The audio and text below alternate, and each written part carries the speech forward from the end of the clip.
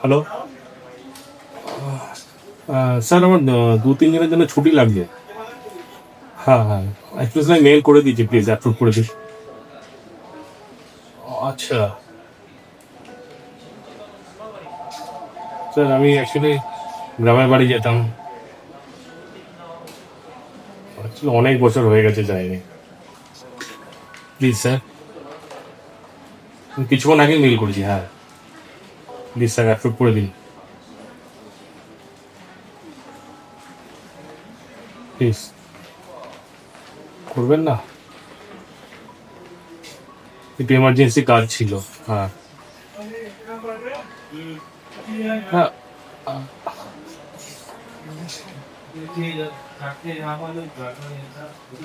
ছুটি যখন স্যার দেবেন না তাহলে আমি রিজাইন দিয়ে দেবো।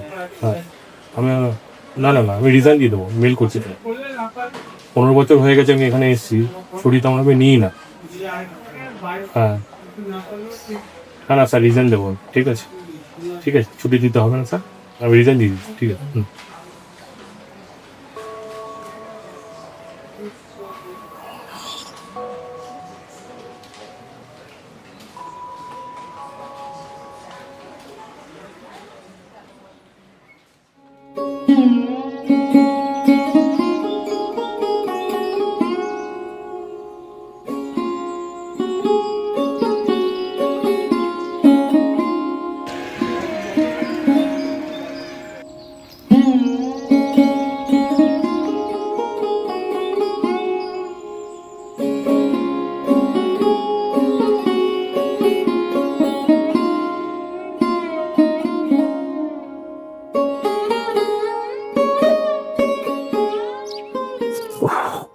তাকে একটা চা দেবেন তো।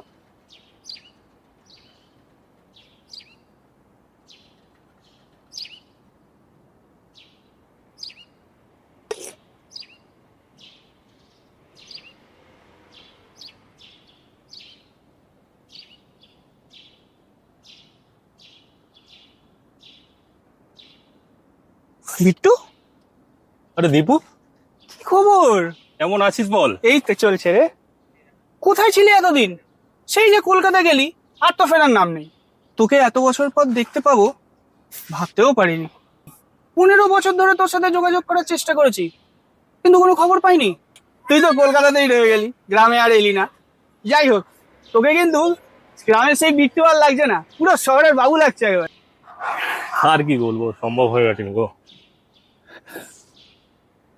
শহরে গেলাম, কর্পোরেট সেক্টরে চাকরি পেলাম, সবই তো জানতেই।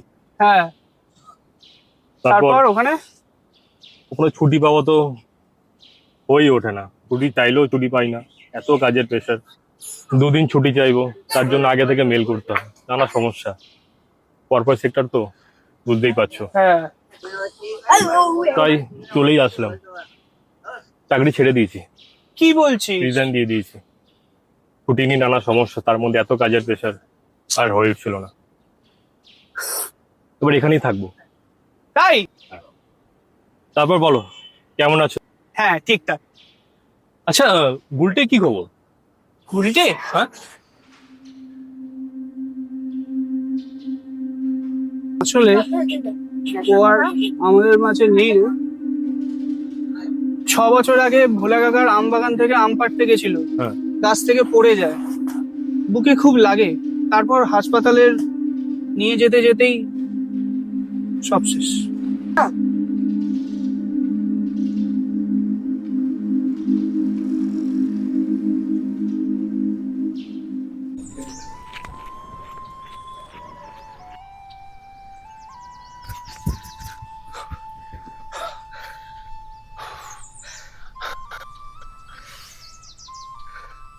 চ ভাঙি। আচ্ছা, এখন নয় আম চুরি করছি, কাঁঠাল চুরি করছি, এসব চুরি করে কাটছে কে? আমি চলে গেলে এসব চলবে নাকি বন্ধ হয়ে যাবে সব? মানে কি আবল তাবল বলছিস বলতো বিট্টু? যেটা সত্যি সেটাই বলছি, বল। কলকাতাতে একটা কাজের জন্য আবেদন করেছি, বুঝলি? যদি হয়ে যায় আমাকে হয়তো চলে যেতে হবে। আরে বাপরে, তুই শহরে চাকরি করতে যাবি? এটা তো খুব ভালো কথা। এতে মন খারাপ করে কি আছে? কিন্তু উল্টে তোকে ছেড়ে, গ্রামকে ছেড়ে মন চাইছে না যেতে। দেখ বিট্টু, তুই গ্রামে থাকলে এখানে কিছু উন্নতি করতে পারবি না। এখানে কোনো চাকরি বাকরির ব্যবস্থা করা নেই, তাই না? তুই কলকাতা গেলে অন্তত একটু কাজবাজ করে নিজে পায়ে দাঁড়াতে পারবি। তুই কলকাতা যা বিট্টু, আমি বলছি, বলছিস, তুই যা কলকাতা। কিন্তু আমাদের বন্ধুত্ব। আরে বাবা, তোকে ছেড়ে আমি যাবোটা কোথায়? আমি তো এই গ্রামেই আছি। তুই মাঝে মধ্যে আসবি আমার সাথে দেখা করতে, ব্যাস। বছরে একবার তো আসবি আমার সাথে দেখা করতে। বলছিস তুই যা কলকাতা, তুই পারবি, আমি ঠিক আছে, বলছি। আগে দেখি, হয়তো তোকে আমি জানিয়ে রাখলাম।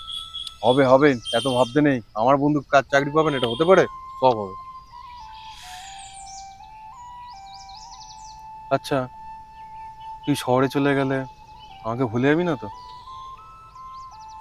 এখানকার লোক জানিস তো, শহরে গেলে আর গ্রামে ফিরে আসতে চায় না। গ্রামের জন্য কারো পিছুটার নেই। তুই কখনো আমাকে ভুলে যাবি না তো? তোর মনে হয় আমি ভুলে যাব? তোকে কখনো ভুলবো না। এই, ঘুড়ি কেটে আসছে। তোর এই গুলটিটা না, এই আম জাম কাঁঠাল গুড়ি গুড়ি করে একদিন বড় বিপদ ঘটাবে। কিরে, কি ভাবছিস? সবকিছু প্রিয় মুহূর্ত তো আমরা ধরে রাখতে পারি না, কখনো কখনো ছেড়ে দিতে হয়। শুধু স্মৃতিটুকু নিয়েই আমাদের বাঁচতে হয়।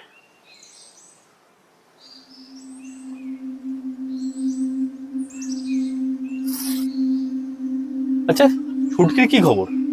ওর তো 4-5 বছর আগে বিয়ে হয়ে গেছে। সে কি?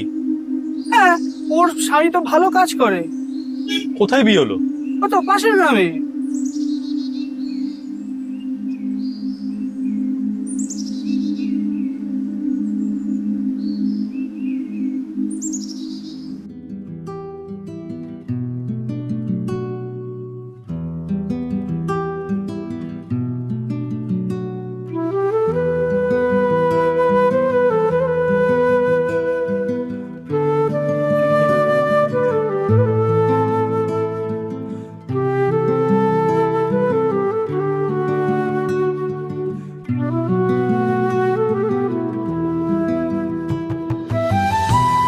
আমটা দেন।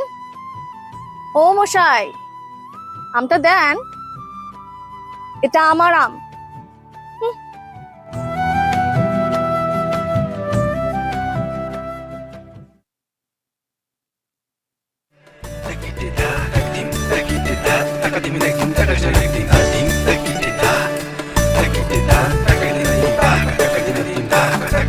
মায়া লাগাইছে পিরিতি শিখাইছে বন্দে, মায়া লাগাইছে পিরিতি শিখাইছে দেবানা বানাইছে রে। কি জাদু করিলা যে বন্দে মায়া লাগাইছে, কি জাদু করিয়া গো বন্দে মায়া লাগাইছে। ও বন্দে মায়া লাগাইছে পিরিতি শিখাইছে বন্দে, মায়া লাগাইছে পিরিতি শিখাইছে দেবানা বানাইছে রে। কি জাদু করিলা যে বন্দে মায়া লাগাইছে, কি জাদু করিয়া গো বন্দে মায়া লাগাইছে।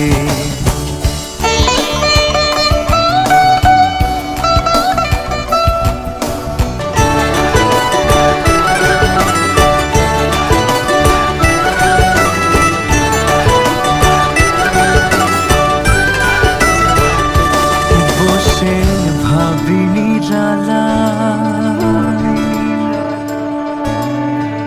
আগে তো জানি না গো বন্দে পিরিতি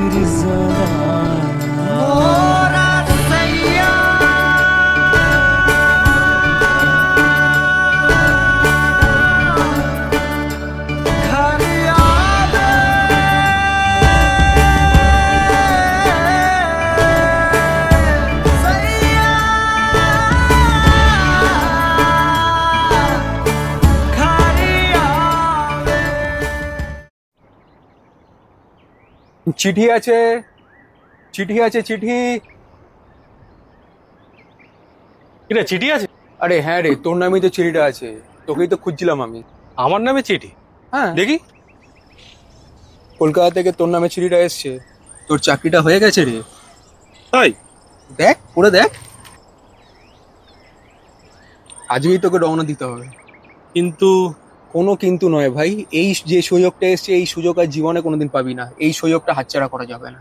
আর তাছাড়া এই গ্রামে এই মাটিতে আর কি আছে? এত পিছুটান থাকলে জন্মভূমির প্রতি, তাহলে কিন্তু আর কিছু করা যাবে না। এই গ্রামে কিন্তু আর কিচ্ছু নেই।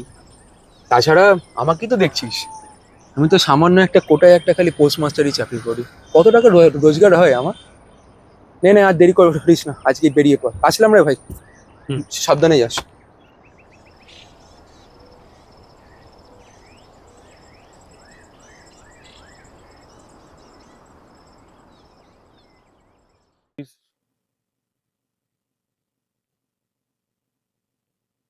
চুটকি, বলো শুনি, কি বলবে? আসলে একটা কথা বলার ছিল আপনাকে। বলো শুনি, কি কথা? দেখো বাবা, আবারও সব রোমান্টিক ফিল্মের মতন প্রেমের প্রস্তাব দিও না জানো। এই ছুটি কিন্তু কাউকে মন দেয় না। আসলে কাজের সূত্রে আমাকে কলকাতা যেতে হচ্ছে। কবে ফিরবো জানি না, তাই দেখা করতে বললাম। পছন্দ হয়েছে আমার? না মানে, না মানে কি? তোমার চোখ দেখে মনে হচ্ছে তুমি আমার প্রেমে পড়েছো, তাহলে না বলছো কেন? আপনি যদি কিছু মনে করেন, আর তাছাড়া আপনি তো কাউকে মন কিছু দেন না, তাই আর কি। সে তো অন্য ছেলেদের জন্য, তোমাকে মন দেবো না বলেছি আমি? মানে? মানে সত্যি যদি ভালোবেসে থাকো তাহলে গ্রামে ফিরে এসো, তোমার জন্য অপেক্ষা করব। বেশি দেরি করো না, জানোই তো মেয়েদের আবার বেশি দিন বাড়িতে ফেলে রাখে না, বিয়ে দিয়ে দেয়। মন খারাপ হয়ে গেল? মন খারাপ করো না।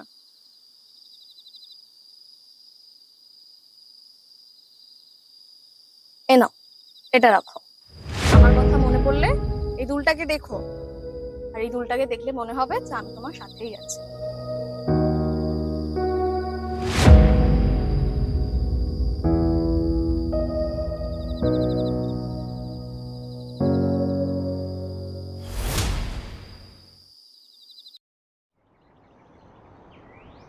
চল আমার বাড়ি চল।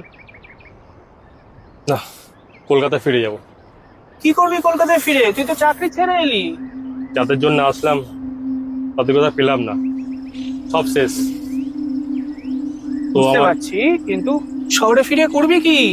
চল আমার সাথে বাড়ি চল, গ্রামে একটা ঠিক কাজের ব্যবস্থা তোর করে দেবো। না গো, এখানে থাকলে মায়া বাড়বে, ওদের কথা মনে পড়বে, আমি থাকতে পারবো না। এর থেকে আমার এখান থেকে চলে যাবাই বেটার। তোকে তো আর জোর করতে পারি না, গ্রামে আসিস কিন্তু।